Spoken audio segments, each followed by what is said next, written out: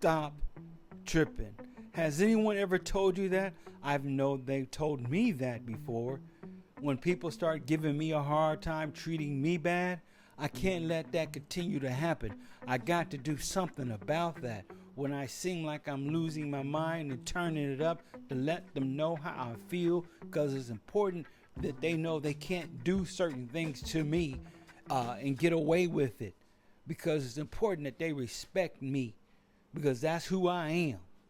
So they don't get the opportunity just to do me wrong. So that stop tripping, I don't even want to hear that. But what if stop tripping may have a biblical principle? Let's turn to Hebrews 12:3. And it says this: For consider him that endured such contradiction of sinners against himself, lest ye be wearied and faint in your minds. Ye have not resisted unto blood, striving against sin. AKA, stop tripping. They treated Jesus as bad, so how is it that somehow, some way, that I feel I'm better than the Lord? I have not resisted sin unto to blood. I've been called names. Jesus was called names. People have thrown rocks at me. They whipped Jesus until you couldn't recognize who he was. He hung on that cross and he died for every sin known to man and for man. But he didn't say a word when they were doing it to him. So when we start to grow weary in our mind and starting to lose it, yes, we are tripping. And we need to stop tripping, because the Lord endured it. And so when we start to feel that away, feel that people are taking advantage of us and all these type of things, we're tripping in our mind. That's right, we're tripping in our mind. There's no reason to lose it. There's no reason to get to the point where I got to do this and I can't work here and I can't deal with this anymore. It's too much for me. No, stop tripping. God has built us in a certain way. When we have the Holy Ghost on the inside and the Spirit of God in our heart and our minds, we can handle anything. Let me give you an example of why Jesus did it. Look at Hebrews 12:2. We know that God so loved the world that he gave his only begotten Son, that whosoever believeth in him should not perish, but have everlasting life. Yes, he came to redeem us. But listen to this deeper portion of it. This is Hebrews 12:2. Looking unto Jesus, the author and the finisher of our faith, who for the joy that was set before him endured the cross, despising the shame, and is set down at the right hand of the throne of God. For the joy to come, it matters that you believe that God is a rewarder of them who diligently seek him. You can find that in Hebrews 11. It matters that you realize and understand that God has a better place for you. Because if you read in John 14, it says, in my house, my Father has many mansions. I go there to prepare a place for you, so that where I am, that ye shall be there also. Heaven is real. And it doesn't mean that you're going to be treated 100% bad here and you're a whooping boy, or you should take beatings and all this type of stuff. I'm not saying that. Don't get it twisted. But what I am saying is that when things start happening, especially with families and friends and even co-workers and all these different things, and it feels like you're having a mental breakdown or anxiety, and all these things start coming up on you because of what they're doing, consider God and consider what Jesus went through. We haven't resisted unto blood, and bring it down and realize it's just talk. They don't define who you are. If God says you're fearfully and wonderfully made, then you are. If you ain't got no money and you feel bad because you ain't got no money, Life is more than meat and clothing and bread and food. It doesn't define your value or who you are. God says who you are. So when life comes at you tough and people come at you tough, yes, there's a way you can handle that. Maybe we'll talk about that a little more, or maybe even now. But first off and foremost, consider God and stop tripping. Stop losing it because of what you're going through. But trust in the Lord, knowing that God has something better for you, knowing that we will suffer in this time. Because listen, if we read just a little further down, and it says 12:5, and ye have forgotten the exhortation which spoke unto you as unto children. My son, despise not thou the chastening of the Lord, nor faint when thou art rebuked of him. For whom the Lord loveth, he chasteneth, and scorneth every son whom he receiveth. And he said, what does that have to do with anything? Because in that scripture, it's talking about chastening and correction. And sometimes the drama and the things that go in our life could be a correction. You say, how is that? Listen, let's go to Samuel 7:14. 7:14. But here's the blessing behind this. And I'm going to start at 13. We're going to talk about this so that you can understand better maybe what's going on in your life, and it may help you stop tripping and help with your mental health. Listen, 2 Samuel 7:13. 2 Samuel 7:13. He shall build a house for my name, and I will establish the throne of his kingdom forever. I will be his father, and he shall be my son. If he commit iniquity, I will chasten him with the rod of man, and with the stripes of the children of man.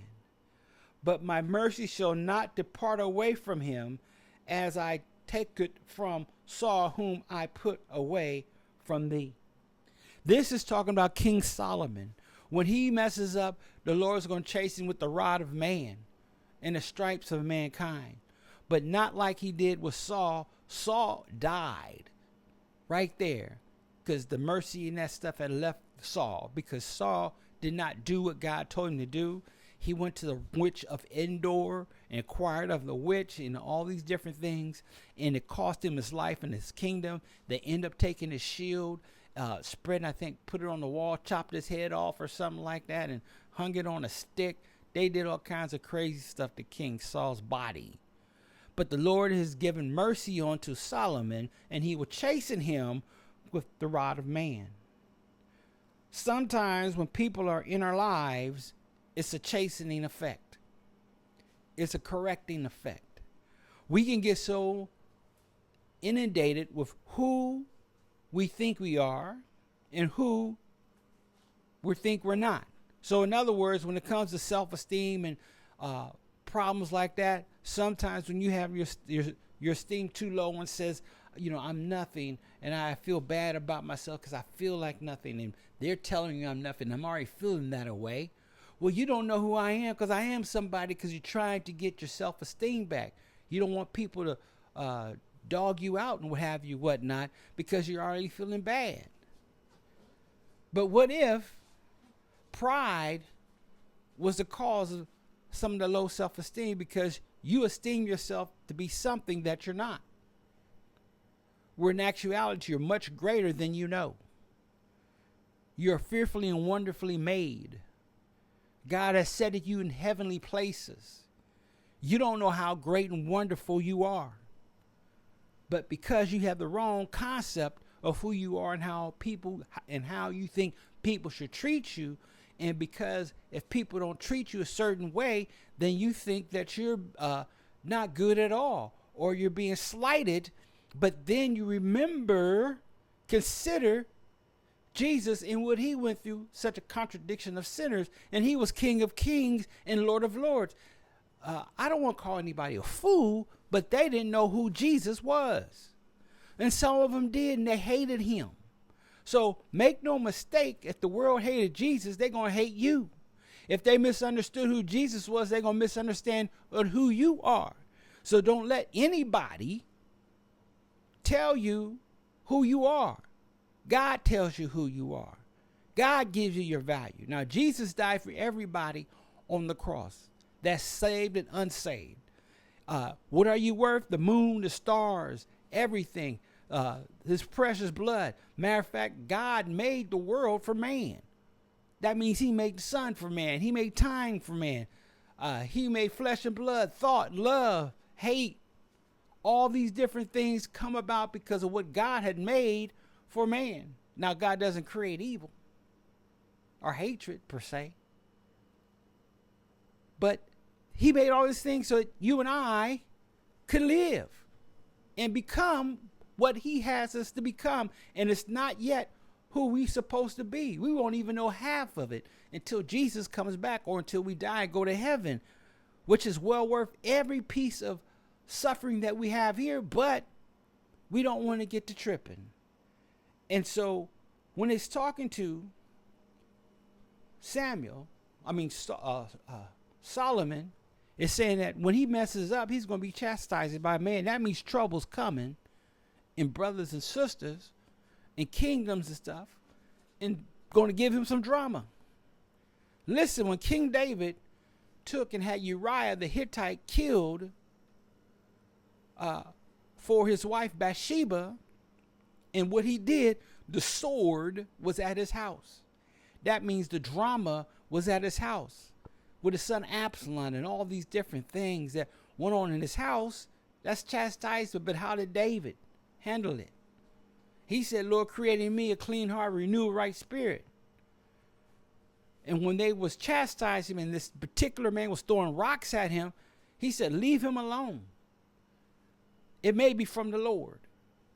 And his men was going to cut that man's head off. Later on, that man died. Don't get me wrong. I think it was Solomon who actually had him killed. But he was able to take it because he was a son or daughter. Same thing, mankind. So the Lord may allow certain things and certain people to come in your life to chasten you, to make you better. And if we look at Proverbs, it says this, Proverbs 3:11. My son, despise not the chastening of the Lord, neither be weary of his correction. So you're not supposed to despise it. Get upset about it and get mad. Why is God doing this to me? There's this popular artist that was very upset because God didn't show up when he felt that God should have showed up, and that the God wasn't with him, not realizing it's not about God being with you, but you being with God. God doesn't need us. We need the Lord. He is king. We are not king. We don't call on him and say, I want you to do this and that for me because I'm trying to do what I'm. No, are you walking in the will of the Lord? He has blessings and grace towards us, but are you walking in the will of the Lord? God is not crafted in this life to make your plans come to fruition. Even though we hear him about him listening to men that love the Lord, and they have some things and he does show them grace and mercy. But let's look at Proverbs 3:12. I just read 3:11. It says, for whom the Lord loveth, he correcteth, even as a father the son whom he delighteth in. Happy is the man that findeth wisdom, and the man that getteth understanding. He loves us, so he'll correct us. So when drama comes in our life, sometimes it's a corrective action. Not every person that's in your face giving you a hard time is like your enemy, if that sounds right. In other words, that person may have drama and that person may have issues, but those things could be working towards your good, and there's a reason for them. To exercise your faith, to check your soul and how you are doing in life, to check your belief. Listen, what happens when you have a child that doesn't listen that's disobedient. If you turn to Deuteronomy 21:20, and we're getting ready to wrap it up here in a minute. It says this, Deuteronomy 21:20, and they shall say unto the elders of his city, this our son is stubborn and rebellious. He will not obey our voice. He is a glutton and a drunkard. And all the men of his city shall stone him with stones that he die. So shalt thou put evil away from among you. All Israel shall hear and fear. So when you have a son or a daughter, talking about children, that won't listen to their mom, that's a drunkard. You got to be sober. A glutton. Now you talking about a drunkard. I'm thinking that's an older child or an older son. That's not a little kid, right? That means that even during that time when it came to fathers and mothers and obeying, and you're supposed to obey your parents in the Lord. That's something we have to talk about another time. Obey those parents in the Lord. If your parents is telling you to do something evil or wrong, that's a different story. And there's a way to deal with that. But you want to obey your parents in the Lord. And so the son is not obeying the parents in the Lord, or in this case, he just wasn't obeying them. They will stone him because it was wrong. And I want to sit there obeying your parents in the Lord because I don't want someone to get the wrong impression. You should obey your parents, your mother and your father, because when you obey your parents and honor your mother and your father is one of the first commandments that come along with blessing. And I don't want to set the course and say, oh, mom and dad, that's not of God, so I can't listen. No. I'm not saying that. I'm saying that there's something extreme that's deeply ungodly. Killing someone. Doing sexual things that you should not do when you're not married. Those type of extreme things. Not if your parents may not be correct in some areas and they tell you to clean your room, or if you 25-year-old and they say you got to pay some bills and you need to clean up if you stay here. No, you need to clean up if you're staying there.